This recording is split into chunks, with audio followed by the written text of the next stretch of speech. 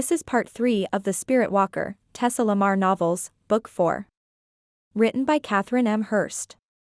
Narrated by Holly Adams. Be sure to subscribe to Kathryn's channel where you can find the conclusion of this audiobook, along with more of Kathryn's paranormal and contemporary romance novels. Chapter 20. Death hadn't softened Ezekiel Clemens. If anything, it had made him more of a jerk. Zeke, your son is very ill.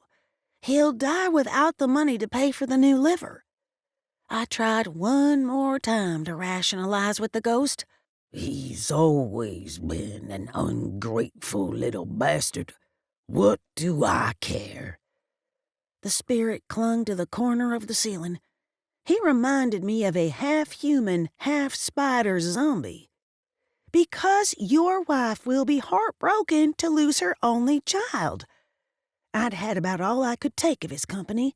He balked, and part of his jaw came loose. Thank goodness the bone evaporated back into the ether before it landed on the carpet. First Lulu, now Mr. Clemens?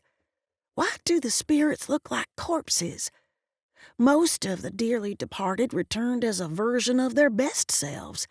In all my years, I'd only ever seen one ghost who appeared more dead than alive, if living people were see-through. Zeke raised his partially decomposed hand to where his jaw should have been, and glared. Have you always looked like this? You know, since you've been dead? I had to ask, partly because I wanted to see if he could still communicate, and partly because I had a sinking feeling Zeke and Lulu weren't the only rotting spirits. He let loose a string of curses so vile my brows rose. Not only had he insulted me, my mother, and my great-grandmother, he'd used such creative euphemisms I had a hard time keeping up. Nice to know you can still talk. Smirking, I reached for my sage smudge stick to send him back to where he'd come from. I think we're done here. His lips peeled back from his remaining teeth. Not until I get a taste of you. Like hell. I lit the end of the stick, but Zeke had other ideas. Zeke did a full-body wave, starting with his neck and ending in his ankles. The cracking of old cartilage and bones filled the room as he and relocated his joints. Elbows, wrists, and knees moving in ways they weren't designed to move. He skittered across the ceiling like a giant dead crab. Though I didn't remember consciously making a sound, I must have screamed. Jolene burst into the room with Bryson on her heels. The girl took one look at Old Man Clemens and shot into action. She raised her arms, bent her fingers, and shoved air and energy and intention toward the ghost. Stay! What the heck was she doing here? Jolene, go in the other room. I'm helping. Bryson's gaze darted between me, her, and the ghost. You've got to be kidding. You can see this one too? My mouth fell open. Yes. I didn't know how I felt about everyone and their brother seeing spirits. On one hand, it was great. He could help me get rid of Mr. Clemens. On the other, I worried the balance of power between the spirit and physical world was shifting. It's Ezekiel Clemens, Darlene's ex-father-in-law. A growl started in his gut and made its way up and out of his mouth. What in the name of all that's good and holy told you it was a good idea to summon him now? I promised Darlene I'd try. I relit the sage. Without taking her eyes off the ghost, Jojo asked, He's the bank robber? Bryson's voice rose. Who told you about this? Grandma Darlene. She said she didn't think Tessa was up for it. She wanted me as backup. The girl grinned, which surprised the heck out of me. I'd seen grown men quiver when Bryson used that tone of voice. It was my turn to growl. That woman! Jojo squinted at the spirit. He's not by himself. He has a hitchhiker. Adrenaline flooded my body, leaving me gasping and my heart racing. Send them both back. Bryson pinned me with a glare. Self-doubt left me unable to remember the words to the spell, let alone the energy to pull it off. Jojo twisted her wrist. "Where's the money?" Whatever she'd done to him must have hurt. The ghost threw his head back and howled. "Where is it?" She stamped her foot, and pieces of Mr. Clemens' innards fell out. My stomach churned. It took all of my willpower to hold back the nausea. "Gross!" Tessa, do it now. Bryson glanced between me and Jojo, as if trying to decide which one of us to protect. No more. The spirit whimpered and wheezed like an old hound dog chasing a fox. I buried it with my mama. The image of stacks of cash sitting in decomposition juices flashed unwelcome through my head. I'm gonna be sick. Thankfully, Jolene had an iron gut and a sharp mind. "Which cemetery?" Cemeteries and funeral homes are rackets. The spirit sounded like he'd spoken through gritted teeth. Quite the accomplishment, considering he lacked his lower jaw. She's in the family plot on my land, same as me. The girl waved her hands as if shooing away a stray dog, and old man Clemens vanished. Bryson exhaled a long, slow breath. Jojo grinned, quite proud of herself. "I don't understand. What kind of hitchhiker? What was it doing?" My mind raced. The dark being that had accompanied Lulu had caused her to attack. Didn't it? Would Clemens have attacked me if Jolene hadn't stopped him? The girl shrugged. "It was just hanging around. It didn't do anything." What exactly did the one that was with Lulu do? I didn't have a ton of experience with beings shadowing other spirits, but something seemed incredibly off. Like with magic, the spirit world operated on the principle of intention. Whatever, or whoever, had accompanied Mr. Clemens had a reason for doing so. "It was whispering mean things to her." Jojo stuffed her hands in her pockets. "Telling her to hurt you?" Once again, I found myself speechless and more than a little freaked out. You're supposed to stay off your feet. Bryson placed his hands on my shoulders and guided me into the desk chair. I couldn't see his expression, but Jolene took one look at him and paled. Jojo, Tessa and I need to talk to you. She bit her lip and dipped her head. "Am I in trouble, too?" Bryson opened and closed his hands several times, proof positive of his struggle to calm down. No one's in trouble, but we need to ask you some questions. She seated herself on the edge of the bed. Have you been communicating with spirits? Normally, when he discussed a serious topic with her, he crouched and met her gaze. Tonight, he folded his arms and stared down at her. She slumped her shoulders. I needed to do something before she clammed up or cried or blamed herself for whatever catastrophe happened as a result of the damage to the veil. Reaching for her hand, I offered her a sympathetic smile. "Jojo, you're not in trouble, but it's important you tell us the truth." She nodded a fraction of an inch. Had I blinked, I would have missed it. "To your mom?" I glanced from her to Bryson. "Yes." He knelt in front of the girl. You must miss her very much. How long have you been calling to her? "I never stopped." Her voice came out in a squeak. "I'm sorry." I squeezed her hand. "Jojo, There's something wrong with the veil between the spirit world and ours. That's why other beings are coming through with the ghosts. You have to stop calling for her. It's too dangerous right now. Okay? You mean I can't talk to her? Her eyes filled with tears. For how long? I chose my next words carefully. Until we figure out what's wrong and how to fix it.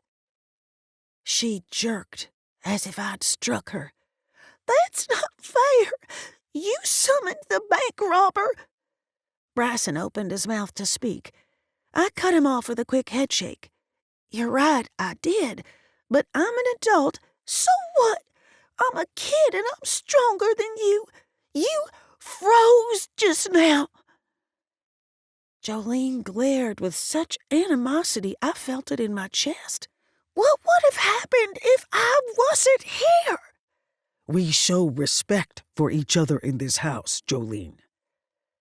Bryson stood and placed his hand on my shoulder in a show of solidarity. Ignoring him, she shouted, You couldn't even trap Lulu Rose in that bottle without my help. You know you can't keep her in a bottle, but you're too scared to open it. Jolene, that's enough. Bryson's voice rose. She burst into tears. You probably already killed her again. Her anger didn't surprise me, but by golly, it stung. I told myself not to take it personally. She was hurt and looking for someone to hurt as much as she did. Jojo, murderer! You killed my mama? TJ stood in the doorway with his little hands balled into fists.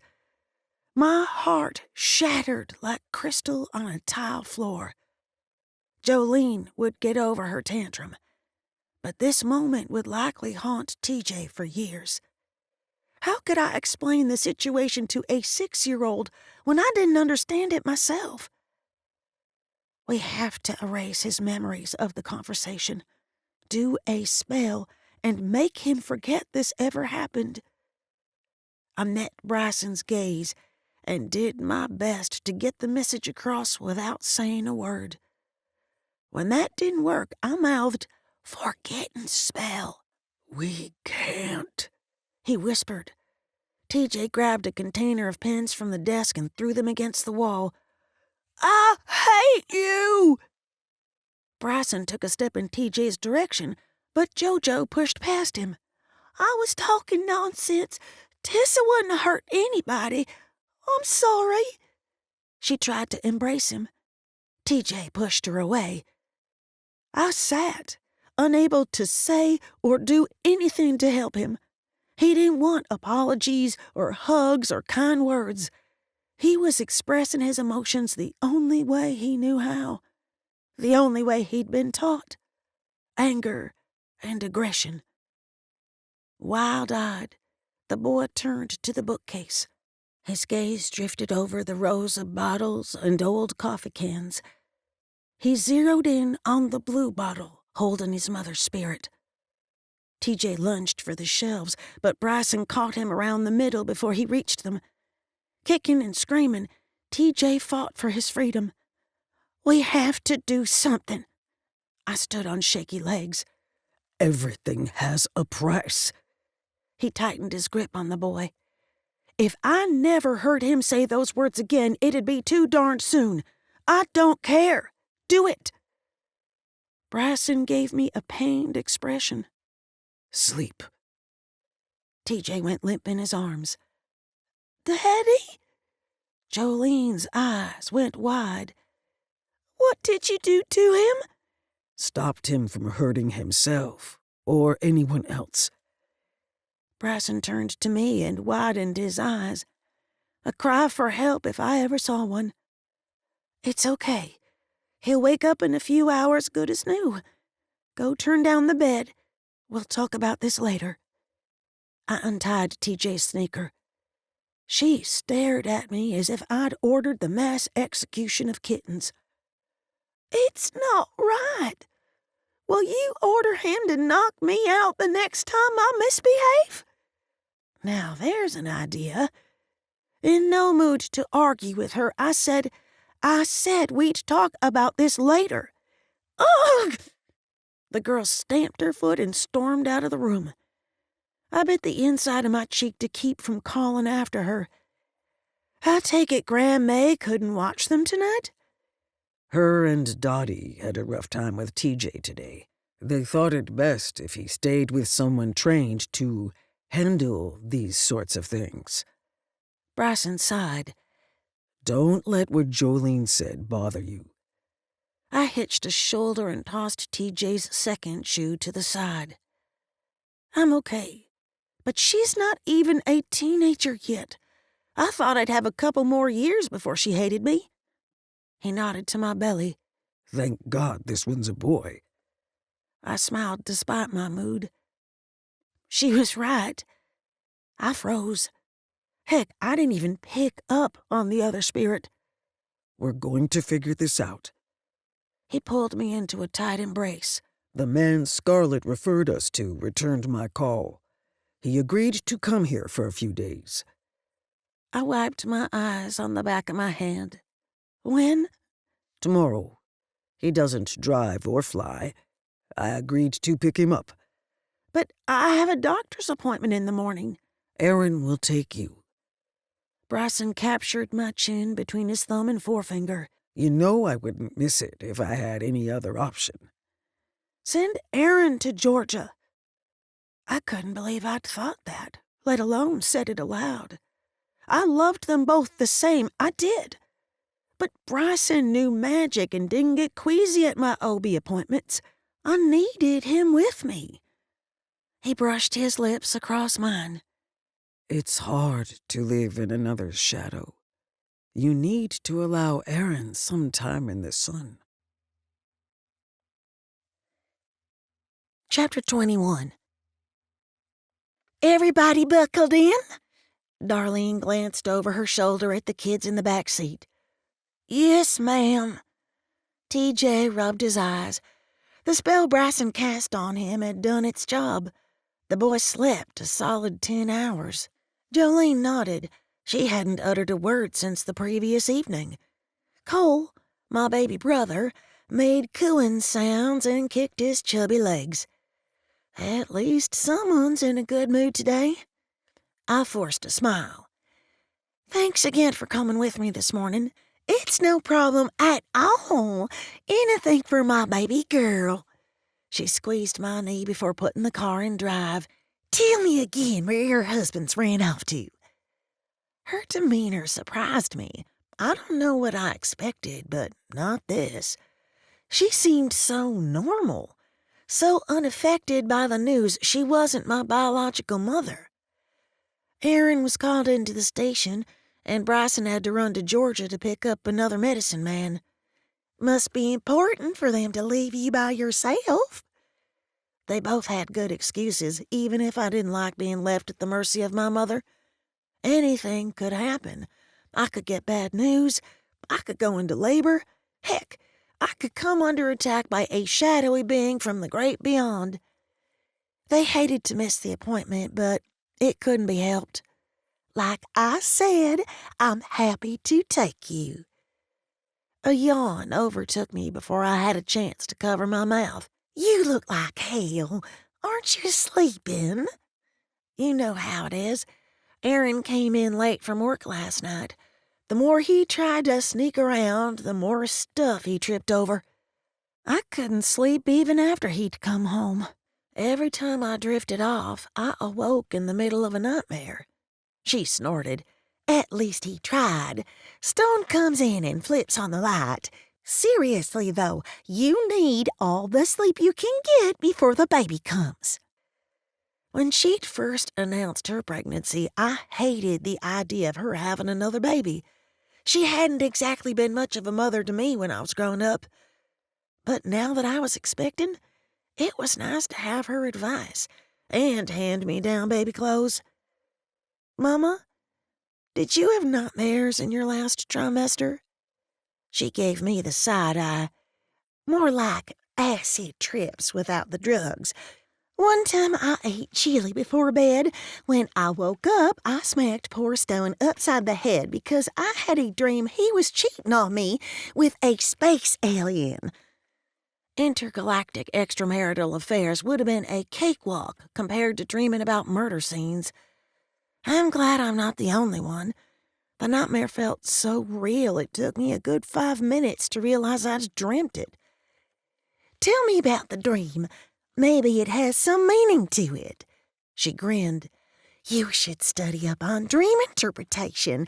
People would pay big bucks to have a real-life I cut her off before she could finish the sentence.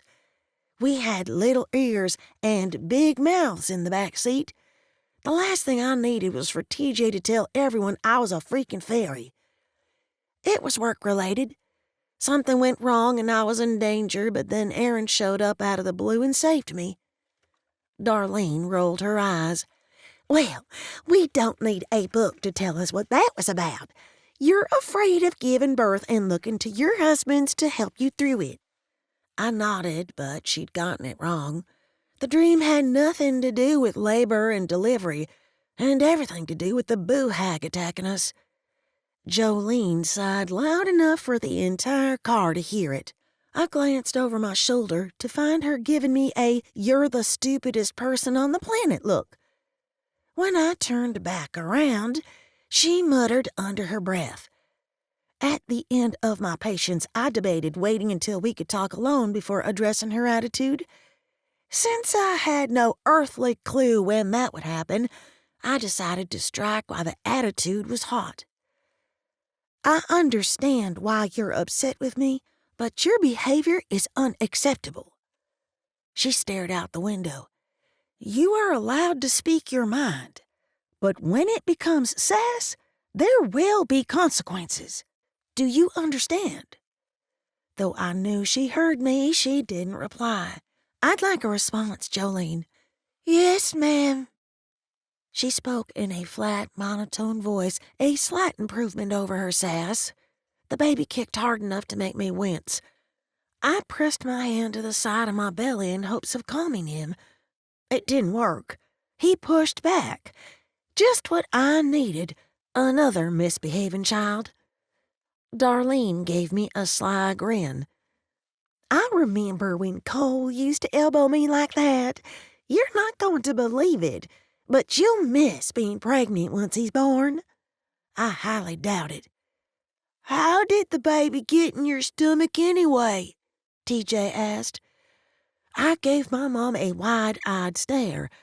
I might have earned a graduate degree in mental health counseling, but I had no idea how to tell a 6-year-old about where babies came from.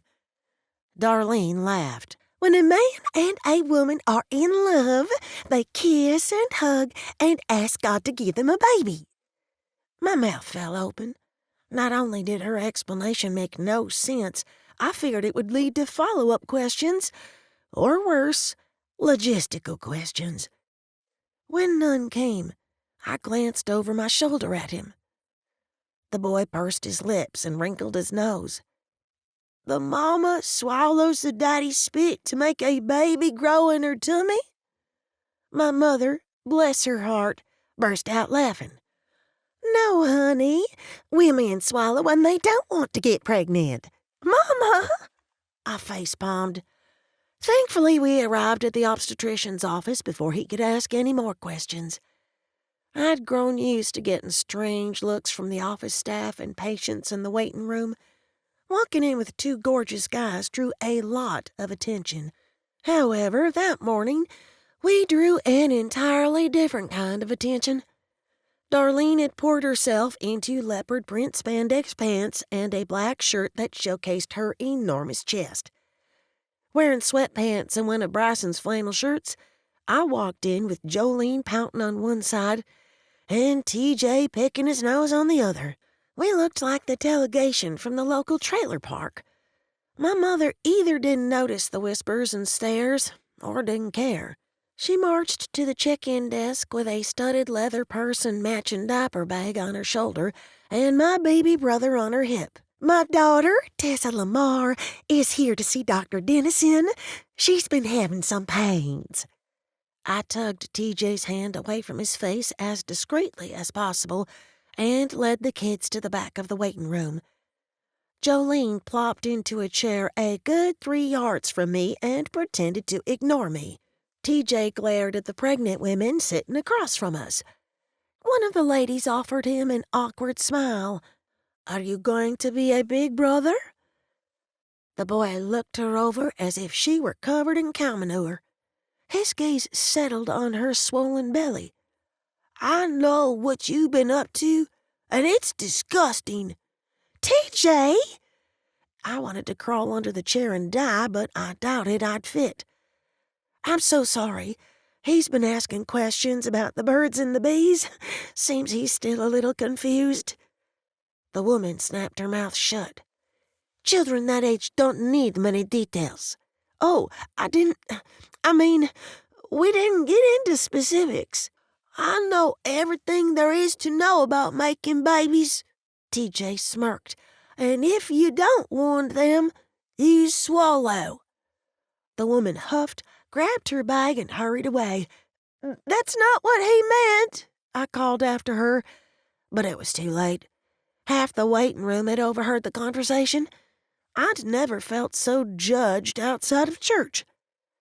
Darlene sat beside me. What did I miss? I focused on my breathing. In for 3, out for 3. Don't ask. Tessa? A nurse in hot pink scrubs saved me from life in prison for murdering my mother. "That's me."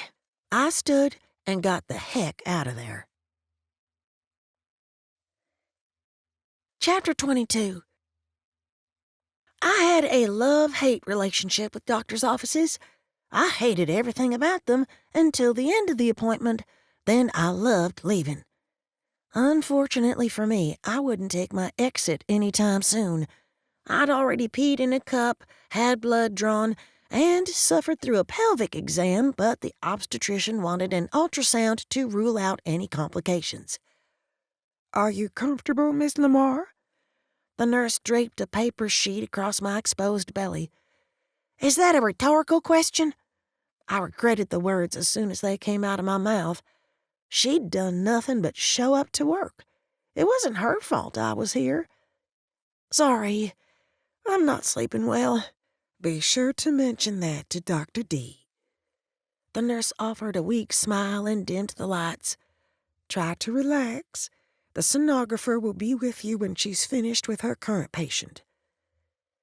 The exam room had a comfy, spa-like vibe. Low lights, soft music, and, unless I was mistaken, a citrusy air freshener to help cranky pregnant women relax. I closed my eyes and focused on my breathing.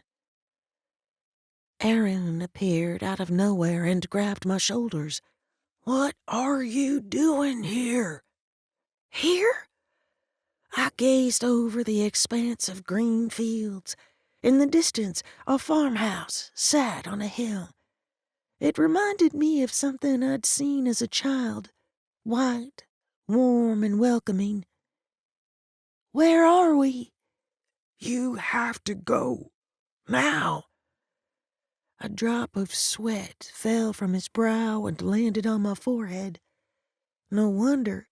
He'd soaked through his shirt and his hair was wet with perspiration. Go where?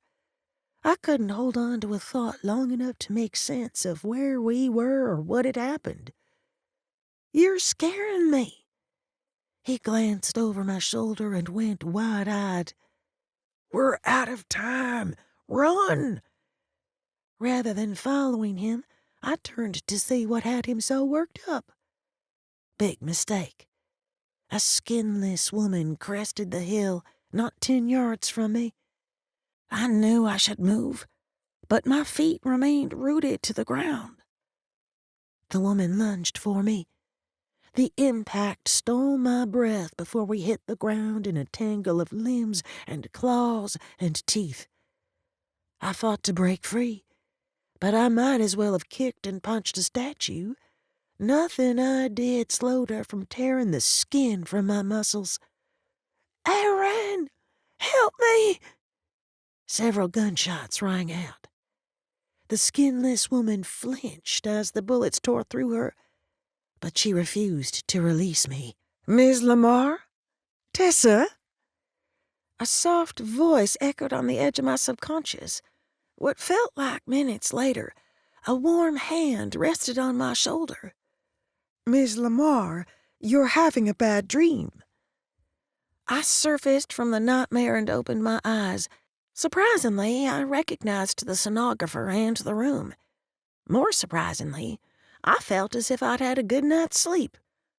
"Are you all right?" She took a step back. Good question.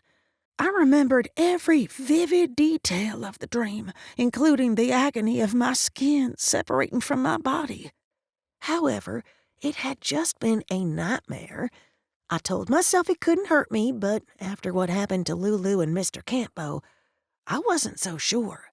"Should I get the doctor?" I forced a smile. "No, it's okay. I'm fine." She gave me a dubious look and nodded. "Okay, then. Let's get started. Are you ready to see your baby?" "We named him Quinn. It's short for Quincy." "I like it." She squeezed a mound of warmed gel onto my belly and got to work. A static-filled whooshing thump filled the room. Quinn's heartbeat made me smile, but the expression on the technician's face sent a chill down my spine. "Is something wrong?" "He's a big boy." She glanced at me. "When are you due?" 5 weeks. A conversation I'd had with Bryson while we were dating flashed through my mind. He'd confessed he wanted a large family. I replied with something snarky about the size of his head and birthing huge babies. Lord help me if I was right. "He's healthy, right?"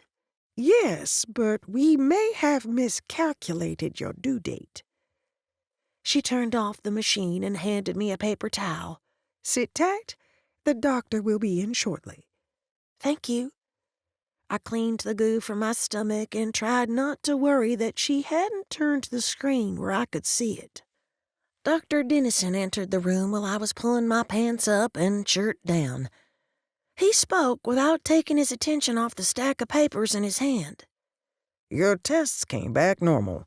The symptoms you described are more than likely caused by round ligament pain.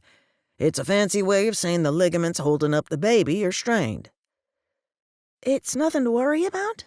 "It's perfectly normal, but you should take it easy and stay off your feet as much as possible." He drew a deep breath. "I'm concerned about the size of the baby." "The sonographer said my due date might be wrong?" The thought of having the baby sooner than we'd expected thrilled me and scared the heck out of me at the same time. We had too much to do in the coming weeks, but man, oh man, was I ready to see my feet again. "It's possible, or it could be genetic." He smiled, but it didn't reach his eyes. "Both of your husbands are large men." We'd chosen Dr. Dennison for 2 reasons. One, he was my best friend's OB and came highly recommended. 2, he seemed open to our unconventional marriage. However, he'd disagreed with our decision not to run paternity tests. We didn't care which man's little swimmer made it to the egg, but the doctor insisted we should know in order to have a complete picture of the baby's genetic history. I was beginning to see his point. "What can we do about a big baby?" Dr. D set my file on the counter and folded his arms. "If he grows much larger, he may not be able to pass through your pelvis." "You're kidding." I'd never been accused of having small hips even before I was pregnant. "I'm afraid not." He sat on the exam stool and walk-rolled to my side.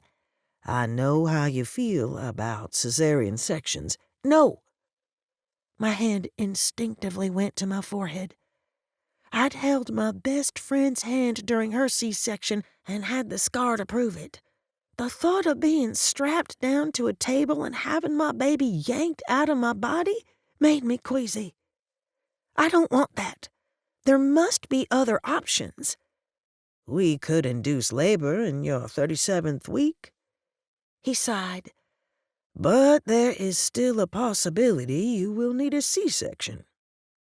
I folded my arms and slumped in on myself to fend off a sudden chill. Right, but let's try everything else first. The doctor stood. I'd like to see you back in a few days to rerun the tests and schedule your induction. It sounded like I was being admitted into the Hall of Fame, but I had a feeling it wouldn't be anywhere near as fun. Chapter 23. Everything okay? Darlene stood and stretched her arms over her head, a perfectly normal thing for someone who'd sat for a long time to do, except her clothing made the maneuver downright obscene. Everything's fine.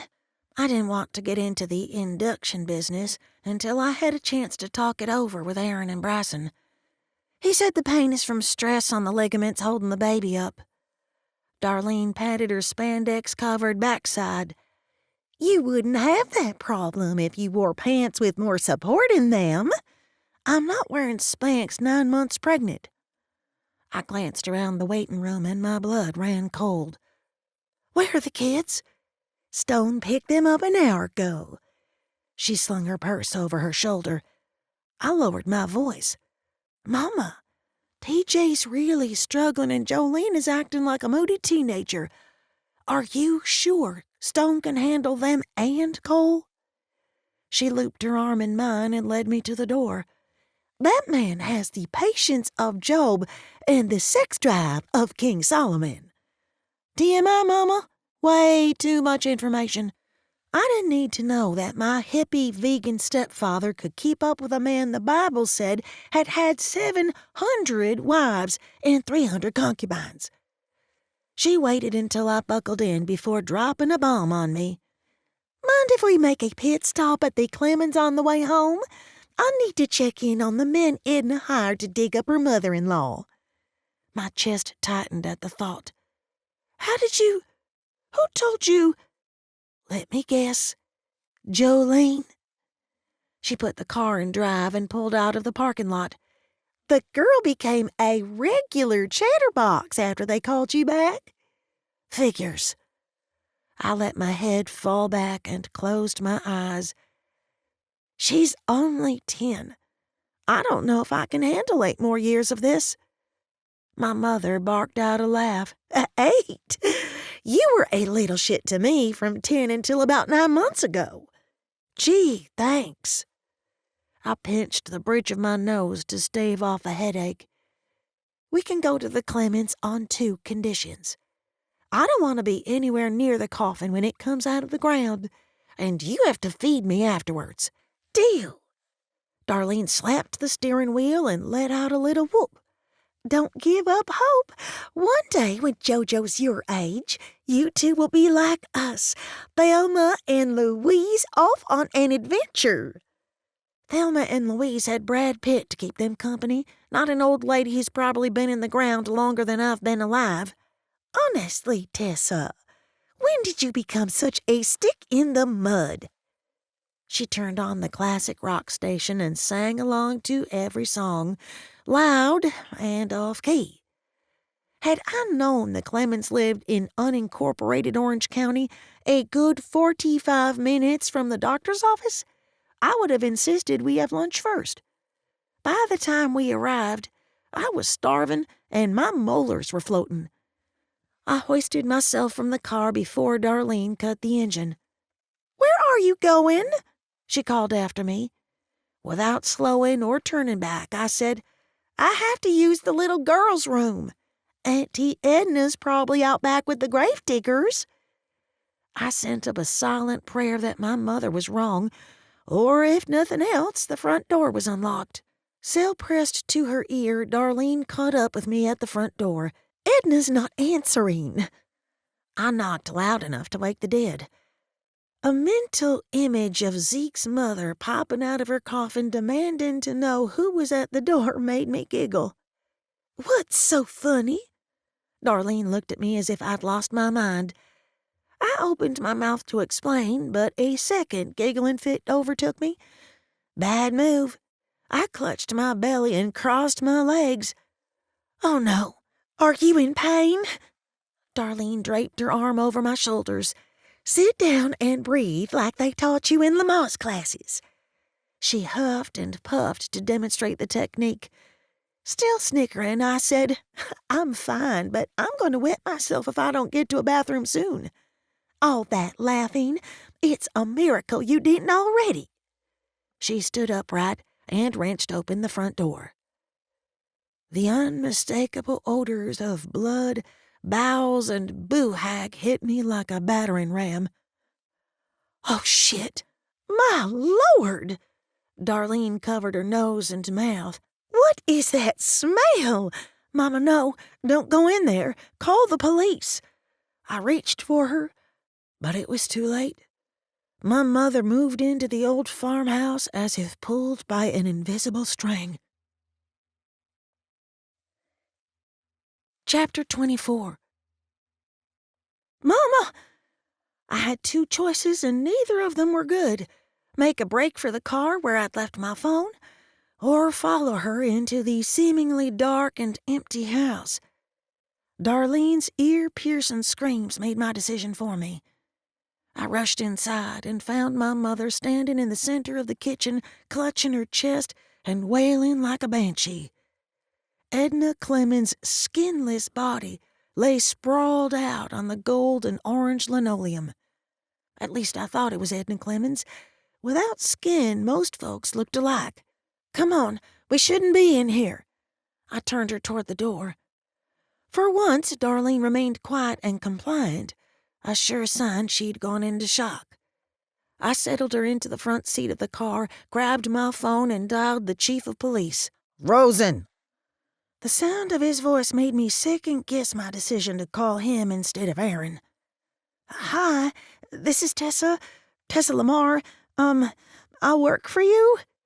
I resisted the urge to facepalm at my utter lack of professionalism. I know who you are, Lamar. There's been another murder. Movement at the far end of the field caught my eye. A group of men headed for the house. We average 2 a week. You'll have to be more specific. A noise like papers ruffling came through the line. Better yet, call the switchboard. I winced, practically hearing his smirk and his voice. The Vic is missing her skin. He drew a sharp breath. Address. I relayed the address and the description of the house, the scene, and the probable victim's name. Chief Rosen lowered his voice. Any chance you can use your special investigative skills on these cases? A lump formed in my throat. I'd do anything to stop this killer, but I had a couple of problems. The first Vic was my cousin by marriage. I'm aware. My mom was married to Edna Clemens' son back in the day. I looked up to find the men approaching the car. He grunted. Off the record, then. No paperwork. You call me directly. Done. But there's something else you should know. I gathered every ounce of my courage. There's a good chance the perp isn't... Well, he may not be human. Son of a... He went quiet for a heartbeat. When he spoke again, he'd calmed down a little. Be careful, Lamar. Don't go in until the scene is secure. Will do. I have to go. I disconnected the call, pocketed my phone, and turned to the group of 4 dirt-covered men.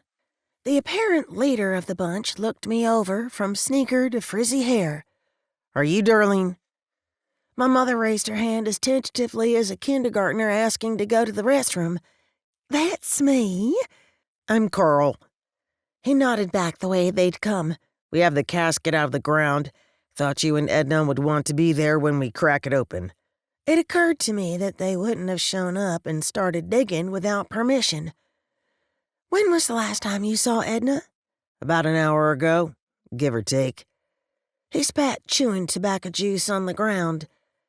My pulse pounded in my ears. I had no idea how long it took to flay a human being, but an hour or so, give or take, sounded quick. The killer could still be in the house, or standing right in front of me. Edna's dead. I called the police. 2 of the men dipped their chins and headed for an old pickup truck. I called after them. "Wait! You can't leave. The police will want to take your statements." "Let him go." Carl offered me an apologetic smile. "They're allergic to cops." I nodded and used the temporary distraction as an opportunity to pull a tiny bit of my magic to the surface. If one of the men was more than they appeared, there was a chance I could sense it. Before I could get a read on them, the baby did a barrel roll inside me. He either needed to change positions or he didn't care for me using magic. Either way, I released it. Darlene climbed out of the car. "We might as well see what's in the coffin while we're waiting." "Mama!" She'd shocked the ever-loving crap out of me. I'd leave well enough alone. It's not exactly legal to dig up a grave without a court order. She patted her teased and shellacked hair. "Not true.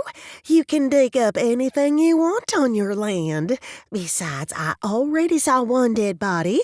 What's one more gonna hurt?" I leaned close and whispered, "There's a good chance the killer's close." Darlene glanced back at the house and shuddered. "Then it's not safe for any of us to be in the driveway. Come with us." "I don't think I can walk that far. I still have to pee. Bad. You can go behind the shed. I'll stand guard." Images of the men or the killer or the police catching me midstream played through my mind. "Forget it. I'll wait." "Suit yourself." She waved her arm over her head to get the remaining 2 men's attention. "Come on, let's get this over with." The 4 of us trudged through the field toward the family cemetery. I felt each step in my bladder, but I refused to cop a squat behind a tree. The growing urgency distracted me to the point I didn't notice the coffin until we were a few feet away. It was a wonder they'd managed to get it out of the ground without cracking it open. Zeke hadn't bothered with a vault or grave liner. The simple casket had bowed from the weight of the dirt on top of it. Worse still, the wood bowed out in places likely from water damage. "There's a crowbar next to the shovels." Carl spat again. His buddy slid his hands into his back pockets and wandered several yards away. Smart man. "You want us to do that?" I turned to my mother. Darlene winced so quick I would have missed it had I not been watching her. She plastered on a smile and sidled up to the guy. One hand on his lower back, the other on his biceps, she purred, "My stars, your arms are as big as my thighs. You sure you can't open it for us?" Carl tugged her to his side as if he planned to kiss her. "I'm a good Christian, ma'am. Doesn't seem right to disturb the dead." "But you had no trouble digging her up? How about premarital sex with a married woman? Where does that fit in with being a Christian?" I resisted the urge to roll my eyes and went with a more practical approach. "Someone better do it before the police get here. If there is stolen money inside, they'll confiscate it." Carl shot into action. He grabbed the crowbar, shoved it into the seam between the top and side, and heaved. I'd witnessed enough decomposing bodies to know I didn't want to stand downwind. Not that it'd make much of a difference. The smell often seeped into any porous substance within a 50-foot radius. The lid popped off, and all 3 of us gasped. The tension of the moment proved too much for Darlene. She laughed like a hyena on happy gas. Covering my nose and mouth, I peeked over the edge. Thank goodness.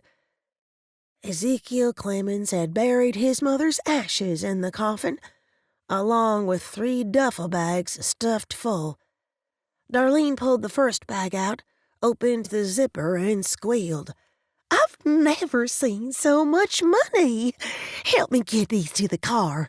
"Sure thing, but my price just went up." Carl grabbed the other 2 bags. "I say we split it in thirds since Edna won't be needing the money.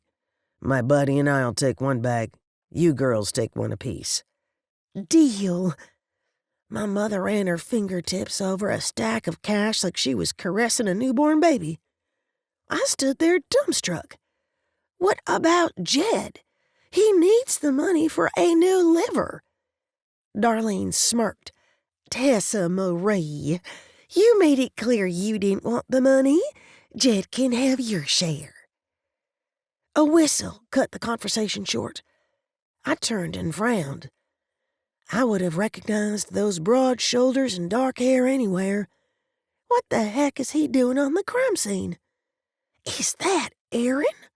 Darlene whispered. "Why's he waving his hands and running like that?" Carl's friend jogged over and nodded toward the edge of the field. "We have more company." I turned and stared at the man striding toward us. His hoodie partially obscured his face, but he seemed familiar. "You wouldn't be trying to double-cross us, would you?" Carl narrowed his eyes. "Is he for real? How could we have planned that? We only found out Edna was dead a little while ago." Carl motioned to his accomplice. "Get the cash. All of it." Darlene clutched her bag tighter. "You'll have to kill us first, right, Tessa?" I didn't give a flying fig about the money. All I wanted was to get the heck out of there and find a bathroom or a bush or some modicum of privacy. "Mama?" Carl glanced between Aaron and the guy in the hoodie before stalking toward Darlene. "Hand it over." My mother let out a blood-curdling scream and went full redneck on him. Hair-pulling, face-scratching, and a well-placed groin kick later, Carl went down. "Tessa!" Aaron ran toward us. "Oh, no." I'd waited too long. My bladder spasmed, and the pressure turned to full-blown pain. I made a break for the trees. Chapter 25. Grandma used to love to tell anyone who'd listen how she'd potty-trained me before my 2nd birthday. She'd go on and on about how I never had accidents like most kids my age. I'd hate to think what she'd say if she could see me now. "Tessa?" Aaron's voice grew louder the closer he came. With no other choice, I stood, pulled up my britches, and walked toward him, urine-filled sneakers squishing with every step. His eyes went wide. "Holy shit. Did your water break?" My face heated. "No, but if we could tell everyone that, I'd appreciate it." "Oh, honey." He wrapped his arms around me without hesitation. Then again, he was dripping with sweat. What difference did a little more moisture make?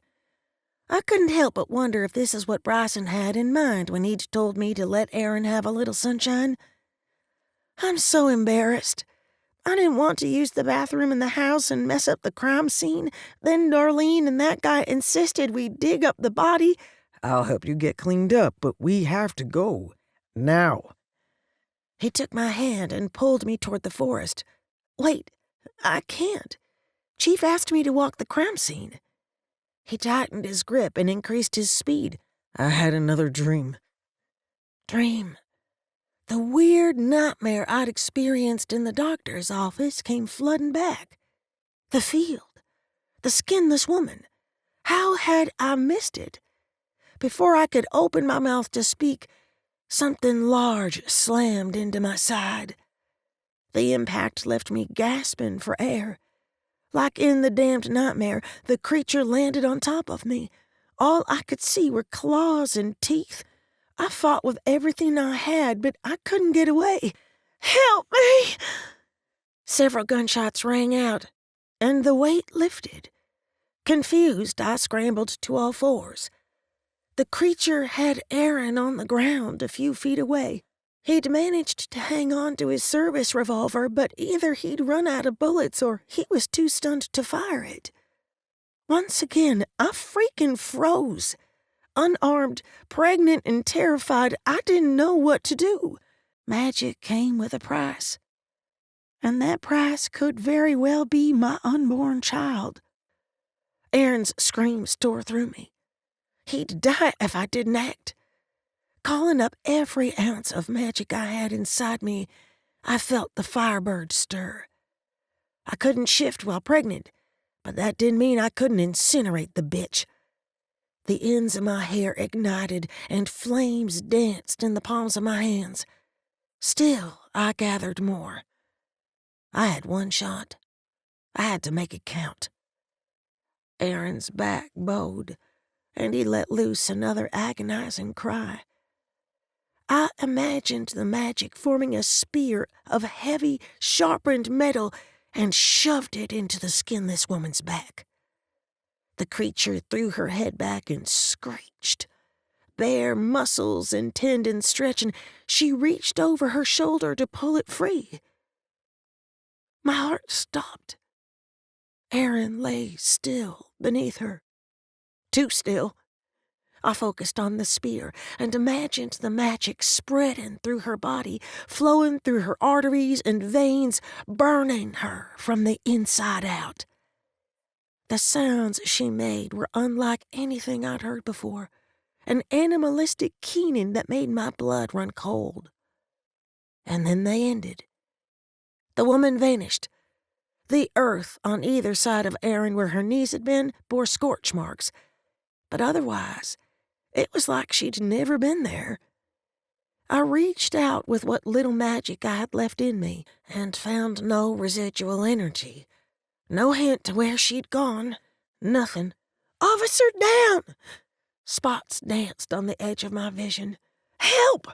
Officer, down!" Voices carried across the field, but I had no concept of distance or time.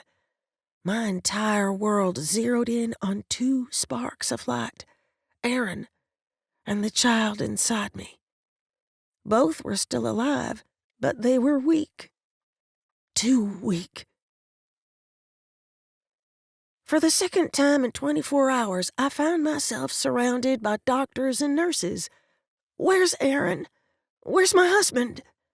A nurse in dark blue scrubs strapped a fetal monitor to my belly. I need you to relax so we can make sure your baby is okay. "I can't.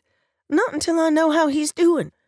Honestly, the worst thing a healthcare professional can do to a hysterical patient is tell them to relax."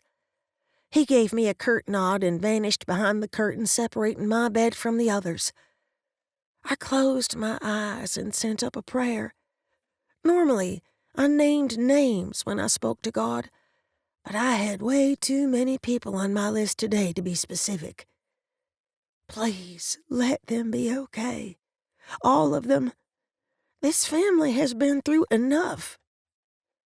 Darlene burst into my cubicle in a flurry of curtain and spandex. I'd seen plenty of people on the verge of a nervous breakdown, but she put them all to shame. Bandaged arms, running makeup, and dirty clothes aside, I'd never been happier to see her. "Are you all right? Did Carl do that to you?"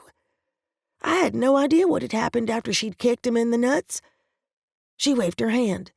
"I fell in the grave when the guy with the black hoodie attacked Carl and his friend." It took me a minute to understand what she'd said. "Who was he?" "No idea, but he took the money." She sank into the plastic chair beside my bed. "I figure Edna must have told someone what we were up to." "Hold on a second." None of what she'd said made any sense. "You're telling me this guy fought two grown men and stole the money with the police on sight?" Darlene smirked. "Once the screaming started, the officers took off into the woods. It took them forever to find you." Pressing my fingers into my temples, I wondered if I'd suffered a head injury. We hadn't gone far, a few feet maybe. Why couldn't they see us? "Mama, did anyone say they saw the person that attacked us?" No, and why are you saying person like it wasn't a person? Her expression brightened, which was totally inappropriate, all things considered. It wasn't, was it? I bit the inside of my cheek to keep from yelling at her. Darlene leaned close. Was it another Noonahy wizard? I don't know. Everything happened so fast, I didn't see who it was. She nodded, nice and slow. Right. We'll talk about this in private. Sure. We'll talk about this when the devil needs a snowblower. I swayed from side to side, trying to get my hands under me so I could sit upright. Have you seen Aaron? Banged up, broken collarbone, and a lot of stitches. He's awake and asking for you. She patted her hair, but it was useless. At some point in the chaos, the right side had deflated like a 2-day-old helium balloon. He's really okay. I wouldn't put it past her to lie to me in a twisted effort to protect me from the truth. I'd seen him bleeding on the ground. I'd felt his life force fade as if someone turned on a dimmer switch. How could he have survived the attack with only minor injuries? He's fine, Tessa. You need to worry about you and the baby right now. Have you called Bryson? Darlene sighed. He's up near Ocala. He'll be here in a couple hours. I wanted him with me, not driving a stranger to our house. Of course, fixing the veil and stopping the boo-hag was important, but so were Aaron and the baby. Do you have my phone? I want to talk to him. She gave me a hard look. If I know Bryson, he's breaking every traffic law to get here. There's no sense in bothering him when he's behind the wheel. Bothering him? My face flushed and I balled my hands into fists. I highly doubted he'd mind. It occurred to me I might be overreacting a smidge, or perhaps I was more shaken up than I'd thought. Darlene rested her hand on my shoulder. Try to relax. I gritted my teeth. Easier said than done. She grinned at the scrub pants they'd given me when I'd been admitted into the emergency room. Don't say a word. Darlene pressed her hand to her chest. Why, I wouldn't dream of it. Your husband is doing great. Now, let's check on you and the baby, okay? The nurse returned to the cubicle and offered me a weak smile that did nothing to calm my nerves. If everything was peachy, why not give me a thumbs up or a real smile? The sooner I got this over with, the sooner I could see him with my own 2 eyes. Sure. Any bleeding, contractions, or tenderness in your abdomen? He attached a second strap and turned on the machine. A moment later, the baby's heartbeat filled the room. No. I reached for Darlene's hand. He tapped something into the computer at the head of the bed. You told the paramedics the assailant fell on top of you when you were knocked to the ground? That's right. I eyed the baby's heart rate on the monitor but had no idea what was normal, nor did I know how to read the EKG strip coming out of the machine. The nurse took some notes, checked the monitor, and nodded. The doctor will be in soon. Try to get some rest. Darlene's eyebrows disappeared into her hairline. That's it? You hook her up to these machines and walk away? She's black and blue. Should you be scheduling a C-section or something? Mama, hush. Let the man do his job. I don't want this baby delivered by the toaster method. He paused at the curtain and grinned. Your blood work and the results of your ultrasound will be back soon. Thank you. I laid my head back and closed my eyes. A few minutes later, another nurse peeked through the curtain. Miss Lamar, are you up for a visitor? I didn't think I had much of a choice considering the monitors kept me tied to a machine. That's fine. She wheeled Aaron to the side of my bed. He sported some impressive bruises, a whole lot of bandages, and his arm rested in a sling. But when he smiled, the rest of our problems seeped away. I came as soon as they'd let me. How are you feeling? He placed his hand on my belly. How's our little man doing? I'm the usual, tired, cranky, and hungry.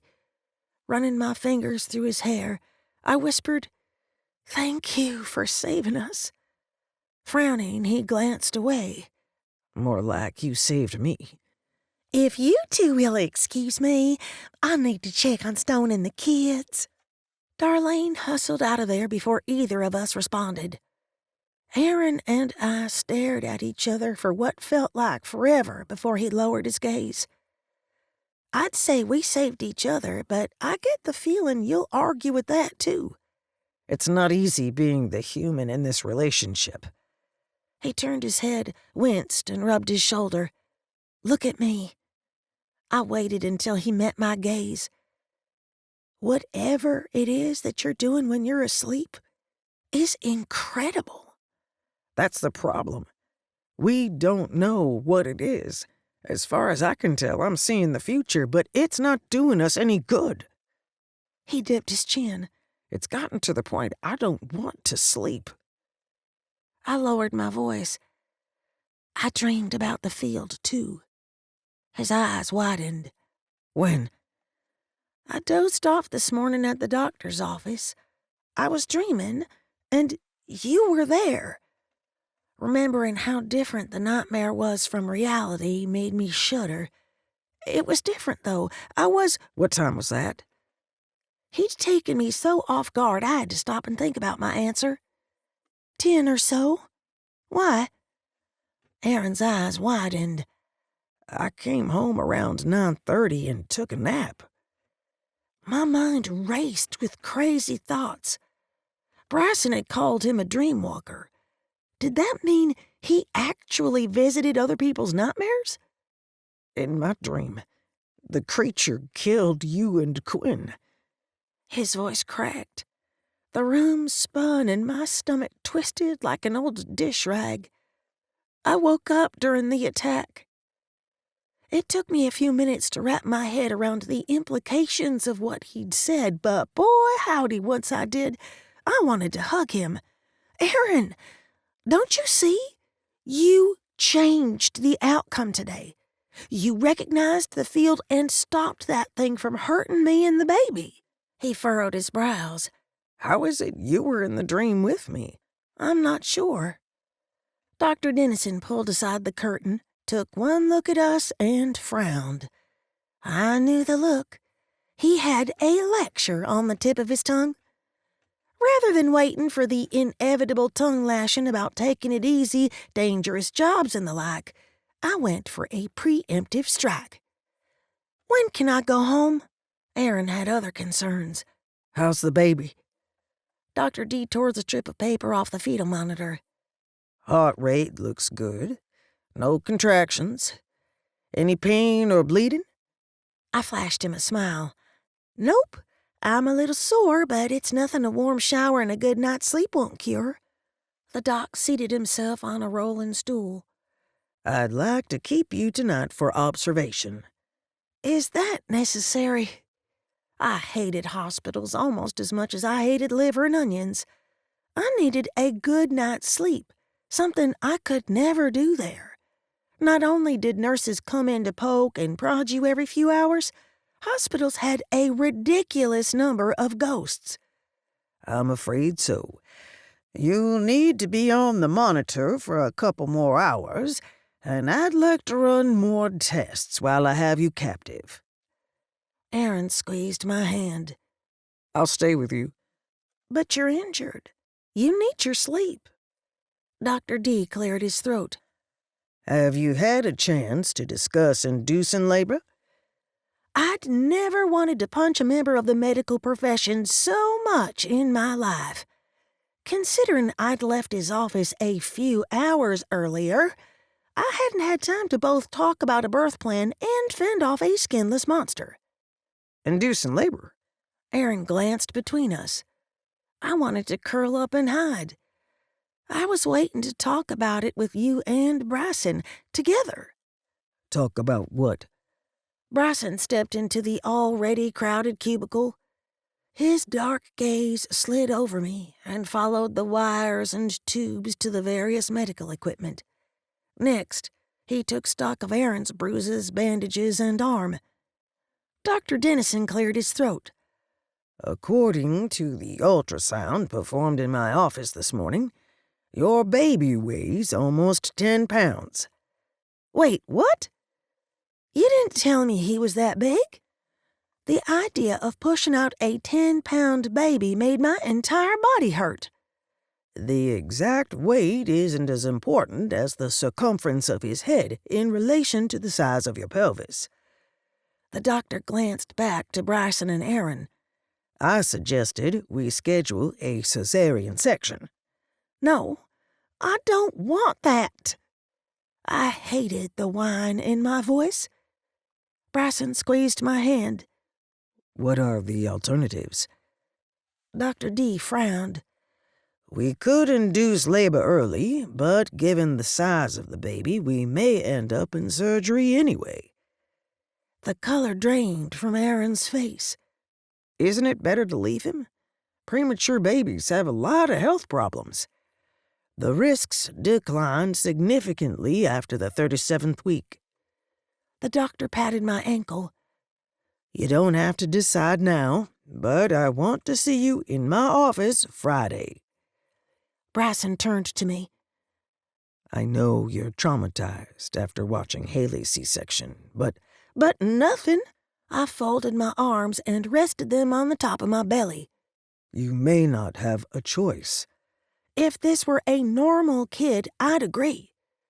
I swallowed past the emotion clogging my throat. But this is a magical baby. What if they cut me open and Quinn heals me? Aaron's mouth fell open. Can he do that? Bryson hung his head. Maybe. I had no idea how we'd get the baby out, but I doubted either of them would push the surgery issue again. Score one for me.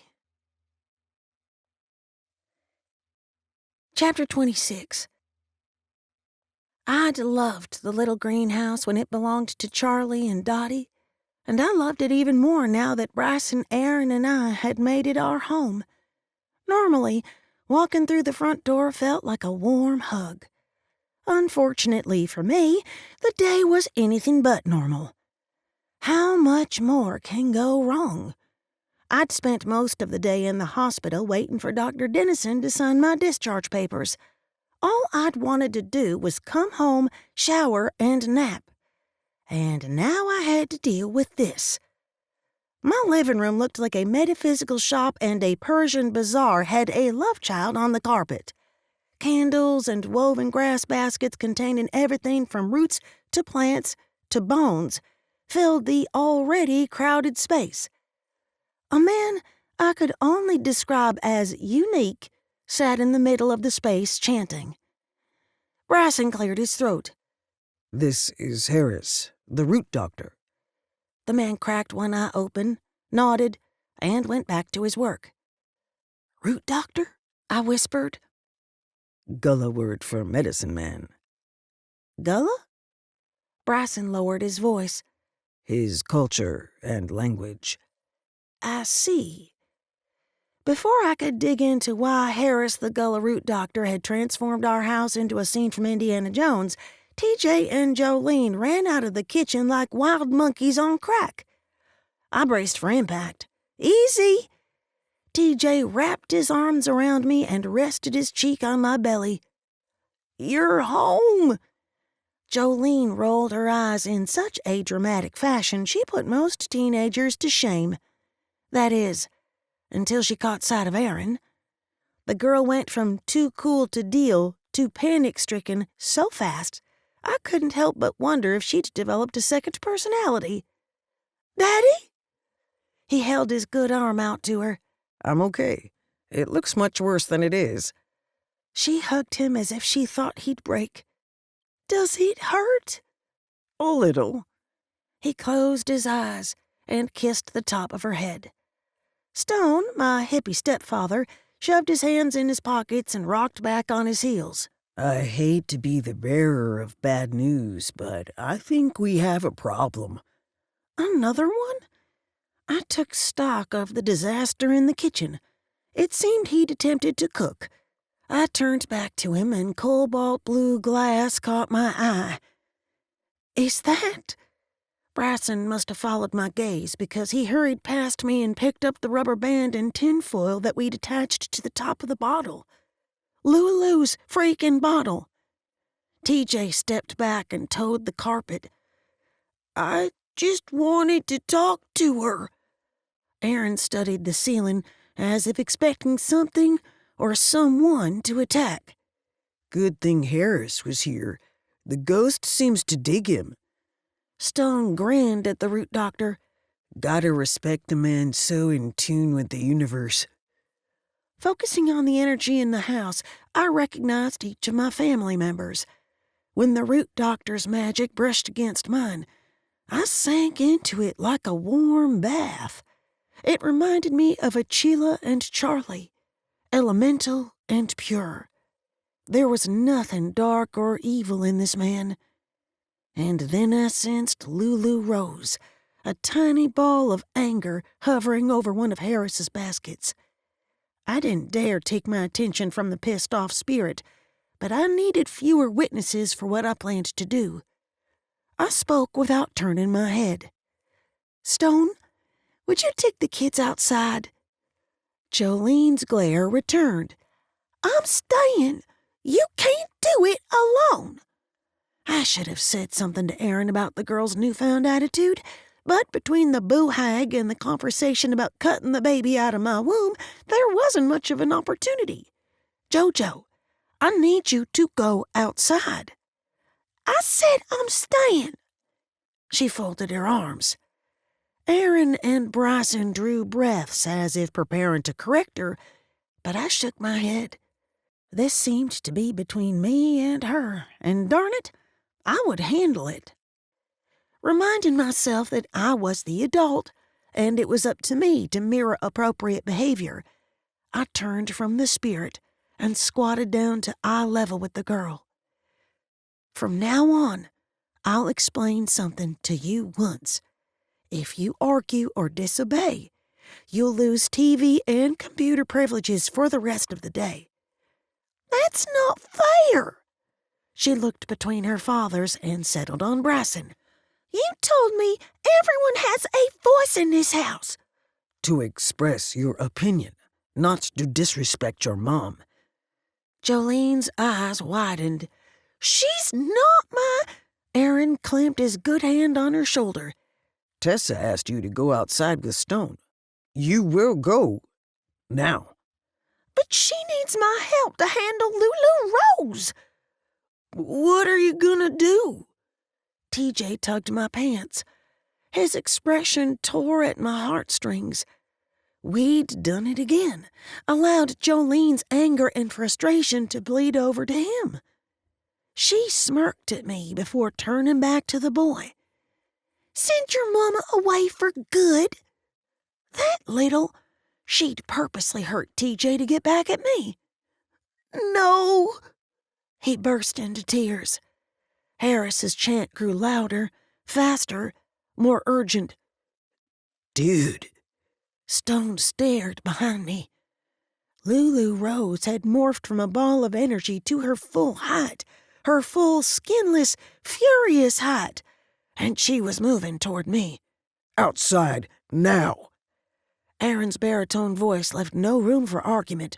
Both kids startled and headed for the door. Bryson grabbed my hand and Aaron took the other, but neither spoke. I opened myself to the knowledge of those who came before me, of my mother, Achila, my grandfather, Chesequa, and those ancestors I'd never met. A spell formed on the edge of my subconscious and spilled from my lips. We have come to settle your soul. Lulu Rose, your body rests under the earth, covered with the black cloth. We speak the truth. So it is for your body. So it shall be for your fire and rage.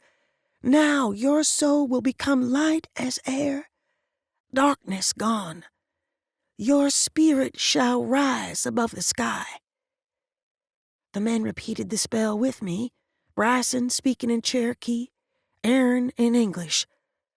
On the third pass, Harris stood and joined us. 4 voices speaking 3 languages, yet the words blended together in a seamless melody. When we'd finished the spell, I opened my eyes to find Lulu's spirit had once again lost its form. I couldn't see her face with my physical eyes, but I felt her relief in my soul. Lulu hadn't deserved to die the way she had, and she certainly didn't deserve to spend eternity as some evil spirit's puppet. Harris whispered, Darkness follows her. We must prepare. I didn't like the sound of that one bit. Aaron took a step forward. I'm sorry this happened to you. Do you know who's responsible? Lulu's spirit swirled, forming and reforming human characteristics. The effect reminded me of images of time-lapse clouds. Noah? Aaron winced as if she'd struck him. Noah who? I caught myself holding my breath. We had a name. Oddly enough, I'd heard it at a death scene. Micah's brother? The spirit morphed from a pale white light to dove gray. Man. What men? Aaron took another step forward. Lulu's spirit took the form of her physical body. Her eyes dark and narrowed and locked on me. You will pay. A reckoning is coming. The air turned acrid. My first thought was fire and brimstone, but that would mean I believed in hell and that Lulu was headed there. I couldn't face either possibility just yet. Burning flesh. Harris raised his face and scented the air. Human flesh. Lulu's screech threatened to burst my eardrums. Covering my ears, I stepped behind Bryson. If she planned on hurting me or my baby, she'd have to go through him first. He seemed to agree because he widened his stance. We need to send her away. I grabbed Bryson's hand at the same time Lulu slammed into him.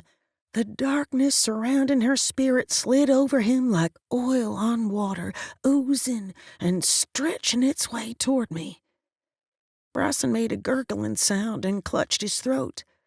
I couldn't see his face, but I felt his magic rising. However, I couldn't tell if he'd called it forward to defend himself, or if the shadowy figure siphoned it from him. Without taking his eyes off the spirit, Harris reached for his walking stick. Shells, feathers, and bones adorned the top third of the wood, along with etching that reminded me of Celtic runes. He slammed the butt on the stick onto the floor and called out in a language I couldn't understand. The shadow retreated. Bryson collapsed, unconscious, but breathing. The bottle. I have to get to the bottle. I darted for the kitchen. I'd used the last of the grave dirt and holy water-infused salt the last time we'd captured her, but beggars couldn't be choosers. We'd trapped the being once. We could do it again. Tessa! The panic in Aaron's voice turned my blood to ice. Before I knew what had happened, he'd cried out in the same horrid wail as he had in the forest. A shadowy tentacle stretched from his waist to his bad shoulder. Aaron tried to fight it, but his hands passed through, as if moving through colored air. Spirit Walker, you must change. Harris's voice cut through my fear-induced fog. He made no sense. What the heck is he talking about? Aaron has prophetic dreams, not a hall pass to the spirit world. The tendril tightened around Aaron's neck and shoulder, wrenching another pained sound from his lips. I needed to do something and fast, but what? I knew nothing about Aaron's gifts or how they worked. Harris, help him! Flesh can't defeat the shadow. Only light can chase darkness. The root doctor tilted his head and stared with a curious expression. Is he kidding me? Bryson drove for hours to get him here, and he's going to stand there and talk in riddles? Aaron's body went limp, but the damned shadow being didn't let go. I drew my magic to the surface. Spirits and beings from beyond the veil didn't burn, but Bryson and I had banished them before. A knife of self-doubt plunged into my chest. Could I do it alone?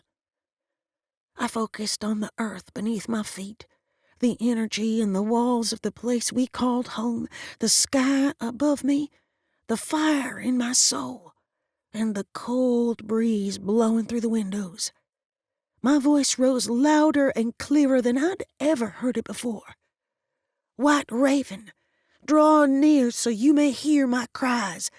Come from your resting place on high. Oh, White Raven, I beg you. Come now and take this intruder to the dark lands and bury it deep. Seal the grave and— Forever keep it from returning. Your people beseech you, come. Aaron joined me in the incantation. I stared, unable to take my eyes off him. His spirit form glowed in a rainbow of iridescent colors like a misty opal. I couldn't have been more awestruck or more in love. His energy was pure and bright and warm.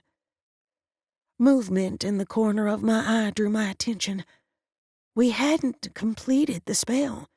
The shadow being hadn't gone anywhere. It stayed wrapped around Aaron's physical body. No! Chapter 27. Sweetheart, I need you to say the incantation with me. Aaron caressed my tear-stained cheek. But you're— I couldn't bring myself to say the word, nor could I take my eyes off Bryson and Aaron's physical bodies. The damned shadow slithered over them like a giant snake. Say it. He nodded to Harris. You too. White Raven, draw near so you may hear our cries. Come from your resting place on high. Oh, White Raven, we beg you. Come now and take this intruder to the dark lands and bury it deep. Seal the grave and forever keep it from returning. Your people beseech you. Come. I leaned against the wall to keep upright and went through the motions of repeating the incantation a third time.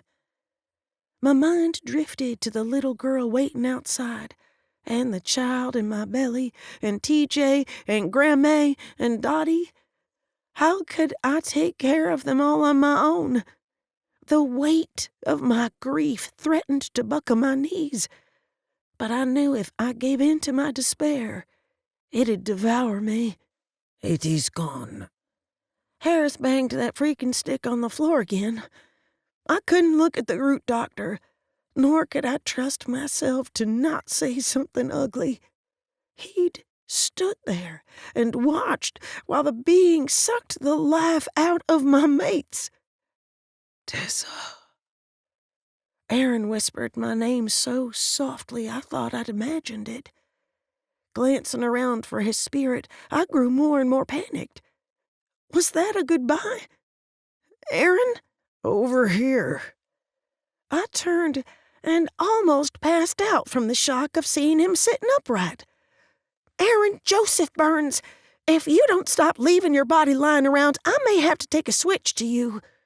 He flashed me a grin. I didn't mean to scare you. I thought you knew what was happening. How could I possibly know about what you just did? I believe it's called shifting. He glanced at Harris as if for confirmation. The man nodded. Bryson and I shifted. Our spirit animals replaced our human forms. We didn't leave them behind. Looked more like splitting in two to me. Harris motioned behind me. My gaze drifted to Bryson, who, as far as I could tell, had yet to move a muscle. Oh, no. Aaron rushed to his side, rolled him to his back with his good arm, and checked his pulse. He's alive, but weak. It seemed like weeks, not days, had passed since Aaron was the one laying on the floor unresponsive. So much had happened in such a short amount of time, I wondered how I had any energy left to worry. But I did. A big heaping helping of anxiety washed over me. Likely sensing my distress, Harris offered me a curt nod. May I see to him? Please. I caught myself clutching my throat and forced my hands to my sides. The root doctor rested his hand on Aaron's shoulder. I will heal Bryson. Your woman is in need. Thank you. Aaron hesitated for a moment before backing away and taking my hand. He didn't say a word. He didn't have to. I could read his expression almost as well as I could my own. "This isn't your fault," I whispered. He nodded, but the hard set of his jaw and the tension in the corners of his eyes told me he didn't believe me. Harris took his sweet time gathering this and that from his baskets. I recognized the sage and the okra, but otherwise I could only guess at his ingredients. Mashing several herbs into a paste, he said, I need your hair. All of it? Aaron glanced between us. The root doctor cracked a grin. Just a bit from a brush. Since I'd never seen Aaron use anything other than his fingers to comb his hair, I hurried to the kitchen and retrieved a pair of scissors. "Bend down a little." He leaned close enough for me to snip a half an inch or so from the curls at the back of his collar. I handed him the kitchen shears and lifted a clump of my hair. "I'll catch it. It's useless if it falls on the ground." You know your spells? Harris cocked his head. "Some." I glanced down at the pile of my red frizz and Aaron's dark curl. "Where do you want this?" Sit in with the spiderwebs. The root doctor turned back to Bryson. I spotted a basket with white golf ball-sized bundles inside. They flat out gave me the willies, but I picked one up with the tip of my index finger and thumb. "They're just fibers. Silk. It's silk. Nothing hinky about silk. How should I do this?" Add a little spit and mash them in your palm. I cringed, although it could have been worse. Much worse. He could have told me to chew them or add blood. Aaron watched the goings-on with a raised brow. He'd helped Bryson and me with spell work before, but we tended to keep him away from the heavy-duty stuff like spiritual healing. Focus, woman. Harris pointed his stick in my direction. This is a binding. Sorry. I closed my eyes and allowed a whisper of my magic to flow from my fingertips into the spiderweb and hair spitball. Harris stared as if I'd suddenly become more interesting. Forgive me. I didn't realize you were... Crap. I'd forgotten Bryson's 1,000,001 warnings to mimic human magic anytime I used my gifts. Regular folks needed objects or chants or herbs and such to do spells, but magic was as natural to a Nunnehi as breathing. He'd harped on the importance of hiding my true nature non-stop when I'd first come into my powers, and now I understood why. Harris knew I wasn't your average run-of-the-mill witch, and the knowledge gave him a certain amount of power over me. He held his hand out. I'll be taking that now. Not wanting to give him the chance to touch my magic, I closed my fingers over the spitball. If it's all the same to you, I'd rather be the one to place it on him. Everything okay? Aaron moved closer. "Peachy," I said, still staring at Harris. By all means. He flashed me a bright smile. It's not every day I run across kin. My brain stuttered. "Kin?" He motioned to Bryson. One thing at a time. Right. I knelt beside my mate and spread the wet spiderwebs and hair across his throat. The root doctor pointed at Aaron. Join her. Split the root in two and put some on his head and some on his heart.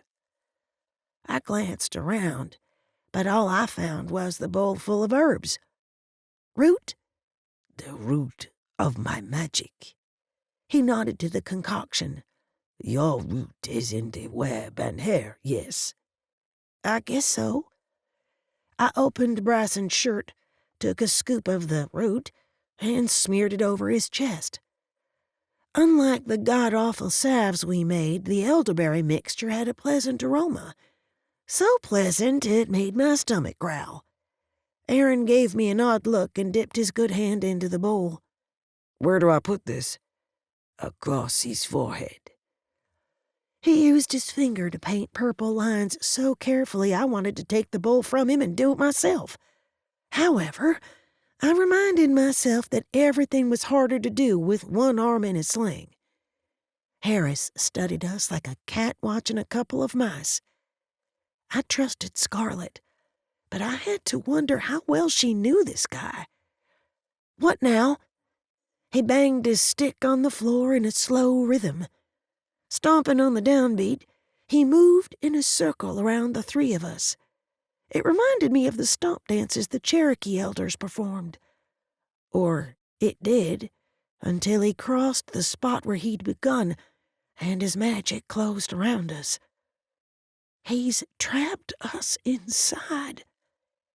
I had a moment of sheer terror before the root doctor's magic washed over me. It had a salty quality to it, like walking into a calm ocean on a warm day.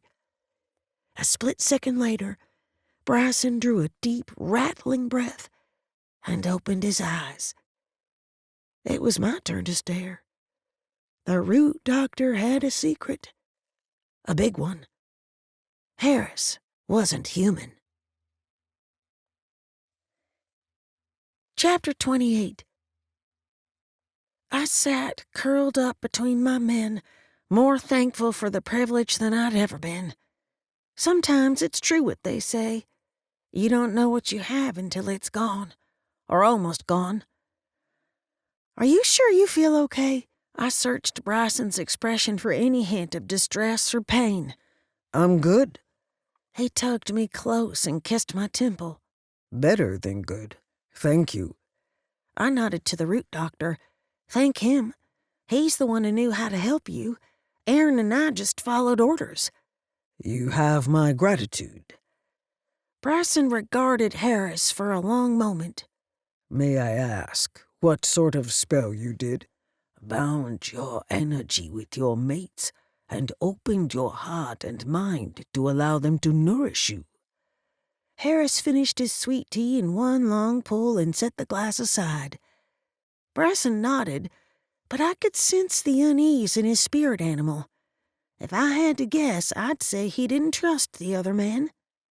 Why? What had changed? Want another? We also have beer and whiskey. Aaron eased away from me. A slow smile spread across the root doctor's face. I'll relieve you of some of your whiskey if it's not too much trouble. You got it. He went into the kitchen and banged around. I might have been pregnant with an enormous baby, but I didn't have a broken collarbone. The least I could do was get the bottle from the top of the cabinet. Want some help, Lefty? Ha, I think I can handle it. I couldn't take it anymore. I had too many questions bouncing around in my head to stay quiet. I met Harris's gaze and asked, "What are you?" Bryson closed his eyes and shook his head. Tessa, I guess you could say we're cousins. Harris took the glass of booze from Aaron. Thank you. You're welcome. He resumed his seat beside me. Cousins? What the heck does that mean? You're not Nunahi? Harris took a sip of whiskey. Nunahi, Aziza, she... They are all the same type of beings, but come from different parts of the world. She? I glanced between the root doctor and Bryson. Celtic fae folk. Harris smiled. I am Aziza, the African variety. I nodded, though the implications of his words blew me away. Bryson and I might be the last of the Nunahi, but there were more people like us out there somewhere. Aaron fidgeted with his sling. Are you saying there are fairies around the world, but each geographic area calls them something different? Bryson went still as the grave. Yes. Harris tilted his head. You didn't know this? No, we didn't. Bryson drew a deep breath. As far as I know, Tessa and I are the last of the Nunnehi. The root doctor shrugged. I've never met another, and I've traveled the world.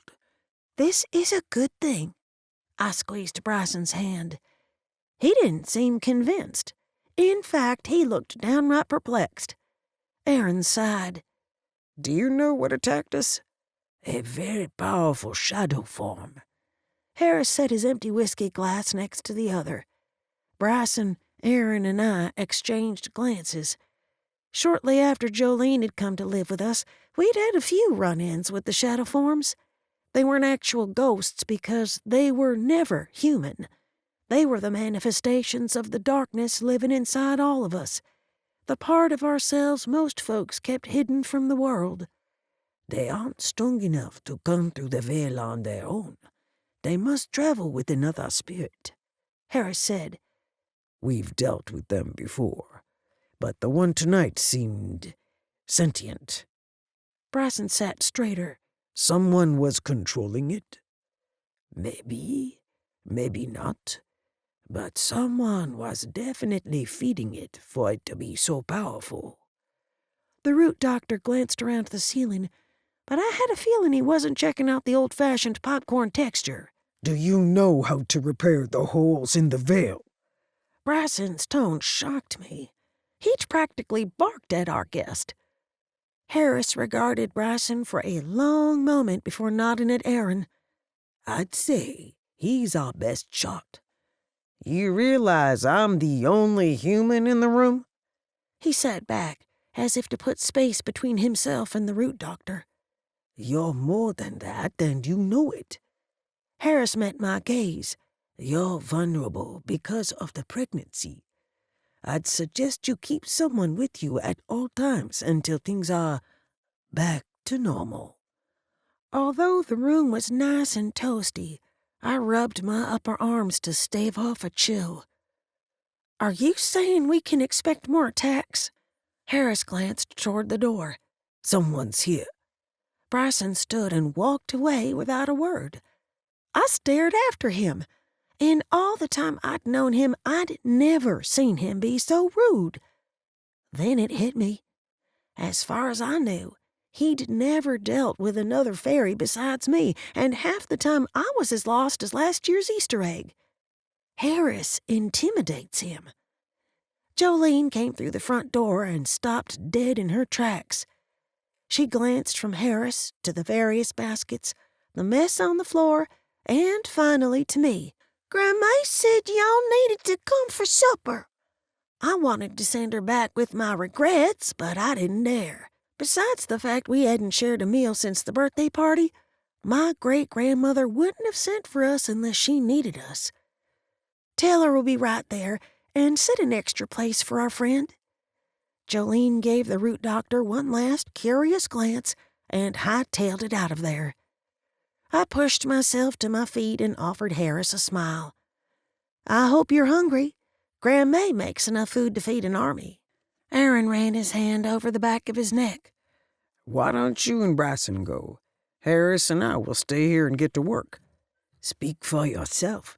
I'm starved. The root doctor grinned. The girl, she's gifted. Bryson returned to the room and pressed his lips into a thin line. We're leaving her out of this. Forgive me, I've never come across a family of spirit walkers. His comment made my blood run cold, but I chose to neither confirm nor deny his statement. Instead, I threaded my arm with Bryson's and marched him to the door. I knew we had more problems the moment we stepped outside. Darlene's car sat in the driveway. I loved her, I did, but the woman could turn Gandhi into a red-faced cursing maniac. The last thing I wanted to do was expose poor Harris to her nonsense. Maybe this wasn't such a good idea. I whispered to Bryson. He replied with a grunt. "Stop being such a jackass." I'm not. He dipped his head as if to kiss me, but detoured toward my ear. You're right. I'm sorry. It must be hard for you.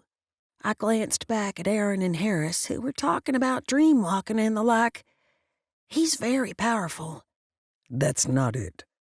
Bryson nuzzled his cheek against mine. I was supposed to protect you and the baby, and I failed twice in one day. No one can be in two places at the same time. As for what happened in there, we'd all be dead if you hadn't driven all the way to Georgia to pick up Harris.